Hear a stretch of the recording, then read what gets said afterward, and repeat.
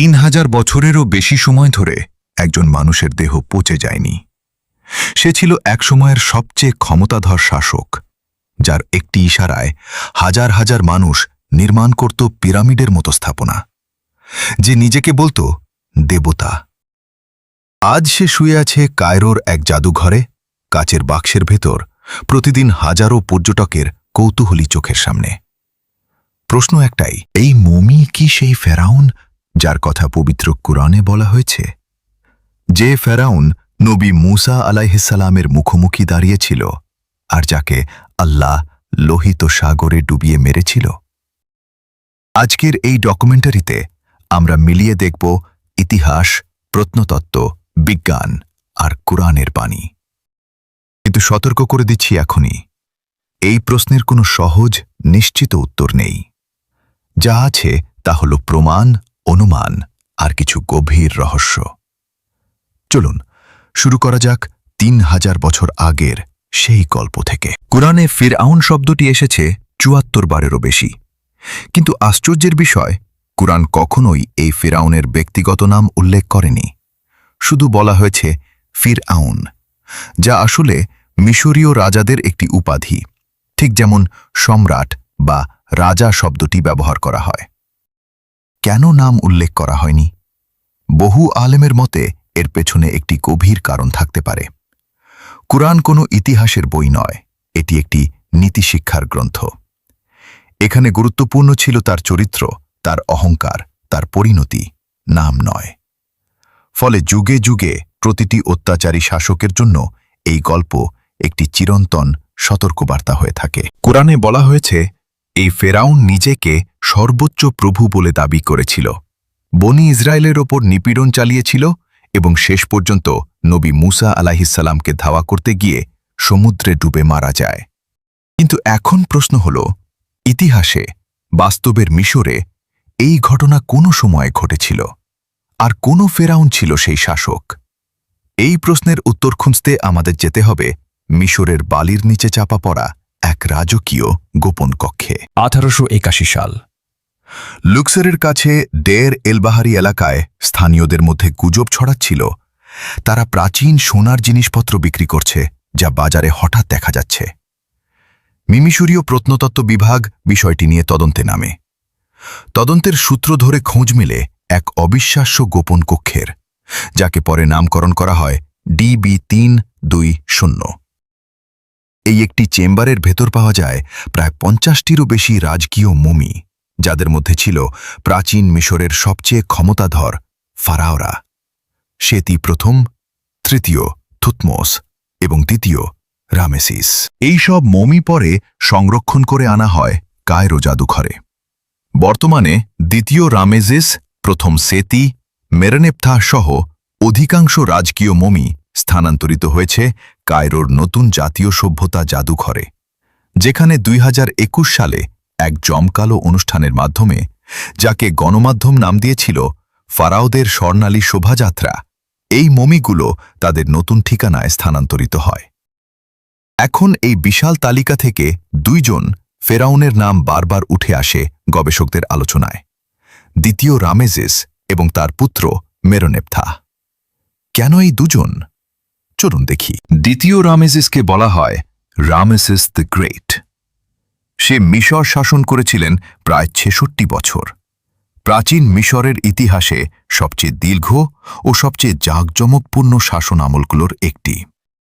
যারা মনে করেন তিনি নবী মুসা আলাইহিসসালামের সময়কার ফেরাউন, তাদের যুক্তিগুলো মূলত এই রকম। প্রথমত, বাইবেলের এক্সোডাস বইয়ে উল্লেখিত পিরামেসেস নামক শহরের সাথে দ্বিতীয় রামেসিসের প্রতিষ্ঠিত রাজধানী পার রামেসেসের নামের মিল অনেক গবেষকের দৃষ্টি আকর্ষণ করেছে। দ্বিতীয়ত, তার দীর্ঘ শাসন আমল, ব্যাপক নির্মাণ কাজ এবং কঠোর শাসন ব্যবস্থা, এসব তাকে এমন এক শাসক হিসেবে চিহ্নিত করে যে কৃতদাসদের ব্যাপক শ্রম ব্যবহার করে বিশাল স্থাপনা তৈরি করাতে সক্ষম ছিলেন। কিন্তু 2021 সালে মিশরীয় গবেষক ডাক্তার শাহার সেলিমের নেতৃত্বে পরিচালিত এক সিটি স্ক্যান গবেষণায় দেখা যায় দ্বিতীয় রামেসিস মারা যায় প্রায় 90 বছর বয়সে, দাঁতের সংক্রমণ ও ধমনী শক্ত হয়ে যাওয়া জনিত জটিলতায়, অর্থাৎ সে স্বাভাবিক বার্ধক্যে মারা গিয়েছিল, ডুবে মারা যায়নি বলেই বিজ্ঞানীরা মনে করেন। এই শেষ পয়েন্টটি এক বড় সমস্যার জন্ম দেয়, কারণ কোরআন স্পষ্টভাবে বলে ফেরাউন সমুদ্রে ডুবে মারা গিয়েছিল। তাহলে কি রামেমেসেস দ্বিতীয়ই সেই ফেরাউন হতে পারে, যদি সে স্বাভাবিক মৃত্যুবরণ করে থাকে?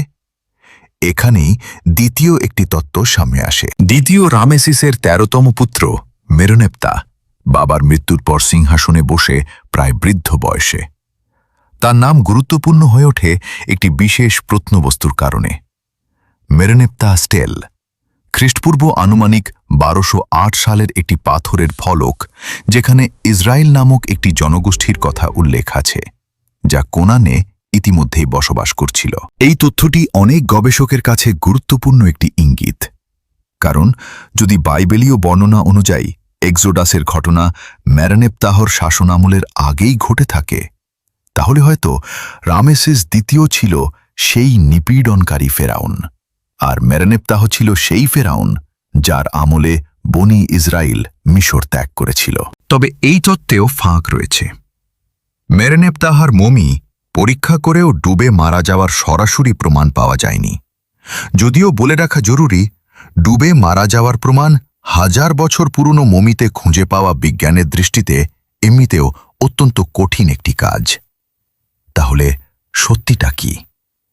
এখানেই ইতিহাসবিদ, প্রত্নতাত্ত্বিক এবং ধর্মতাত্ত্বিকদের মধ্যে বিতর্ক আজও চলমান। সংক্ষেপে দেখে নেওয়া যাক দুই পক্ষের যুক্তি। রামেসিস দ্বিতীয়ের পক্ষে যুক্তি: পি রামেসেস শহরের নামের মিল, দীর্ঘ ও প্রতাপশালী শাসনামল, ব্যাপক কৃদাস শ্রম ব্যবহারের ইতিহাস।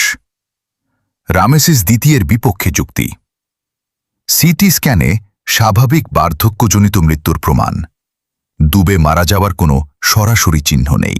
মেরনেপ্তার পক্ষে যুক্তি: মেরনেপ্তা স্টেলে ইসরায়েলের উল্লেখ, যা এক্সোডাসের সময়কাল নির্ধারণে সহায়ক হতে পারে বলে অনেকে মনে করেন। মেরনেপ্তার বিপক্ষে যুক্তি: তার মমিতেও ডুবে মারা যাওয়ার নিশ্চিত প্রমাণ নেই এবং কালানুক্রম নিয়ে গবেষকদের মধ্যেও মতভেদ রয়েছে। এটা স্পষ্ট করে বলে রাখা জরুরি, এই দুই তত্ত্বের কোনোটি একাডেমিক ঐকমত্য নয়। এটি মূলত মিশরবিদ্যা, বাইবেলীয় প্রত্নতত্ত্ব এবং কালানুক্রমবিদদের মধ্যে চলা একটি দীর্ঘ, এখনও অমীমাংসিত বিতর্ক। আধুনিক বিজ্ঞান কখনোই সরাসরি নিশ্চিত করতে পারেনি যে এই দুই মমির কোনোটি কুরআন বা বাইবেলে বর্ণিত সেই নির্দিষ্ট ফেরাউন। এবার ফিরে আসি কুরআনের দিকে, এমন একটি আয়াতে যা এই পুরো আলোচনাকে এক নতুন মাত্রা দেয়। সূরা ইউনুসের ৯২ নম্বর আয়াতে আল্লাহ বলেন, ফেরাউন যখন ডুবে মারা যাচ্ছিল এবং শেষ মুহূর্তে ঈমান আনার চেষ্টা করছিল, তখন আল্লাহ বলেন, আজ আমি তোমার দেহকে রক্ষা করব, যাতে তুমি তোমার পরবর্তী মানুষদের জন্য একটি নিদর্শন হও। এই আয়াতটি নিয়ে মুসলিম চিন্তাবিদদের মধ্যে বহু বছর ধরে গভীর আলোচনা হয়ে আসছে। প্রশ্ন হল, এখানে সংরক্ষণ বলতে ঠিক কি বোঝানো হয়েছে?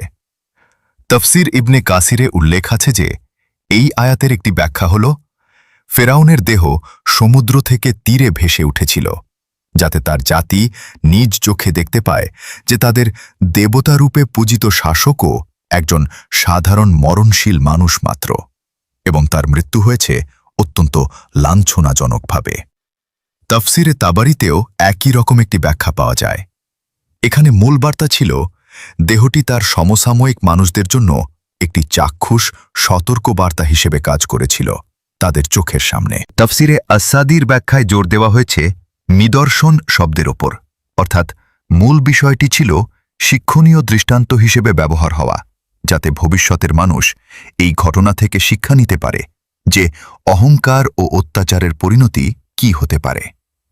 লক্ষণীয় বিষয় হল, অধিকাংশ ক্লাসিক্যাল তফসিরকারী মূলত জোর দিয়েছেন সেই সময়কার মানুষদের জন্য একটি তাৎক্ষণিক নিদর্শন হওয়ার ওপর।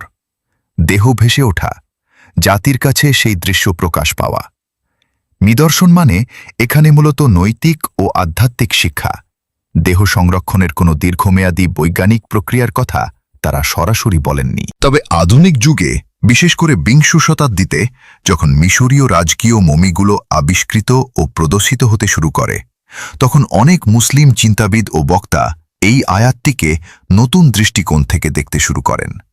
তারা মনে করেন শত শত বছর পরেও একজন ফেরাউনের দেহ অবিকৃত অবস্থায় টিকে থাকা এবং আজকের মানুষের সামনে জাদুঘরে প্রদর্শিত হওয়া এই আয়াতের একটি চমৎকার ঐতিহাসিক সমান্তরাল রূপে দেখা যেতে পারে। এখানে স্পষ্ট করে বলা জরুরি, এটি ধ্রুপদী তাফসিরের সরাসরি বক্তব্য নয়, বরং আধুনিক যুগের একটি জনপ্রিয় ব্যাখ্যা বা পর্যবেক্ষণ, যা একটি সম্ভাব্য দৃষ্টিভঙ্গি হিসেবে বিবেচিত হতে পারে, চূড়ান্ত ধর্মীয় সিদ্ধান্ত হিসেবে নয়। তাহলে দাঁড়ালো কোথায়? আমরা জানি কুরআনে বর্ণিত ফেরাউনের ব্যক্তিগত নাম উল্লেখ নেই। আমরা জানি মিশরীয় ইতিহাসে দুইজন ফারাও, দ্বিতীয় রামেসিস ও মেরনেফতা, নবী ঈসা আলাইহিসসালামের কাহিনীর সাথে সময়গতভাবে সবচেয়ে বেশি সামঞ্জস্যপূর্ণ বলে মনে করা হয়। আমরা জানি তাদের মমি আজও সংরক্ষিত আছে এবং বৈজ্ঞানিকভাবে পরীক্ষা করা হয়েছে। কিন্তু আমরা এটাও জানি আধুনিক বিজ্ঞান, প্রত্নতত্ত্ব বা ইতিহাস কেউই 100% নিশ্চিততার সাথে বলতে পারে না যে এই দুই মমির মধ্যে ঠিক কোনটি অথবা আদৌ কোনটি সেই নির্দিষ্ট কুরআনিক ফেরাউন কিনা। যা নিশ্চিত, এই মমিগুলো প্রাচীন মিশরের প্রকৃত ঐতিহাসিক শাসক ছিলেন। যা গবেষকদের অভিমত রামেসিস দ্বিতীয় বা মেরনেফতা হয়তো এক্সোডাসের সময়কালের সাথে সম্পর্কিত, যা এখনও নিছক অনুমান বা তত্ত্ব। এই মমিগুলোর কোনোটিই সরাসরি প্রমাণসহ কুরআনের সেই ফেরাউন বলে চূড়ান্তভাবে প্রমাণিত নয়। 1000 বছর আগে এক শাসক নিজেকে ঘোষণা করেছিলেন দেবতা হিসেবে। আজ সেই একই শাসক শুয়ে আছো কাচের বাক্সে, প্রতিদিন শত শত মানুষের চোখের সামনে, পর্যবেক্ষিত, পরীক্ষিত, ছবি তোলা এক প্রদর্শনী বস্তু হিসেবে। ইতিহাস আমাদের নাম দিতে পারেনি নিশ্চিত করে, বিজ্ঞান আমাদের দিতে পেরেছে কিছু সূত্র, কিছু সম্ভাবনা, আর কুরআন আমাদের দিয়েছে একটি চিরন্তন শিক্ষা। ক্ষমতা যত বড়ই হোক, অহংকার যত সুউচ্চই হোক, শেষ পরিণতি নিয়তির হাতেই লেখা থাকে। হয়তো প্রকৃত প্রশ্নটা এটা নয় যে ঠিক কোন মমিটি সেই ফেরাউন, বরং প্রকৃত প্রশ্নটা হল, আজ 3000 বছর পর একজন মানুষ যখন এই কাচের বাক্সের সামনে দাঁড়ায়, তখন সে কি শিক্ষা নেয়? তাহলে বলুন, আপনার কি মনে হয়? ইতিহাস, বিজ্ঞান আর বিশ্বাসের এই সন্ধিক্ষণে আপনি কোন দিকে দাঁড়াবেন?